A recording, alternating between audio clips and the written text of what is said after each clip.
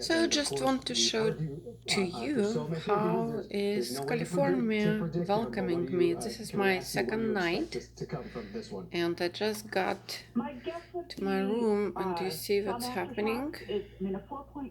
Well, look at that. We've already had two of them. So Oh, there's I been a don't know. 2.1 and a 1.6 It's a in the breaking news. intervening I honestly did 10 minutes, not 12 feel minutes. anything, And probably but the average would be one more that would be large enough to be felt, like I'm about listening 3. to the That news would be and the just want average. to share with you. There is the possibility it's a foreshock. It does happen about 5% of the time. So, which is essentially saying there could be an aftershock bigger than this earthquake, but that's less than 5% of the time that you would be seeing that. I don't Let's think hope it's gonna yeah, happen. let's hope we don't but feel the foreshock. But I want to talk to you. We've done stories. I've certainly talked with you about it before. The earthquake early warning system.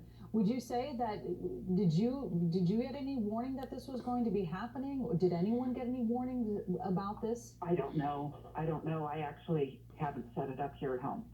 Yeah, and, So the amount of warning you would have gotten from Pasadena would have been just mere seconds at that, right? Oh, it would have been, less than a second. Right. I mean, the earthquake's relatively deep. We're seeing 18 kilometers right now, or 10 miles below the surface of the Earth, 11 miles. That means everybody's at least 11 miles away from it. So nobody's really, really close. But the waves would have to get to the surface and get registered first. There might have been, if everything worked perfectly, you might get a half a second. look like there is no damages and For nobody quick got location, it's hurt. not going to do anything other than to maybe turn your Good head night, to see what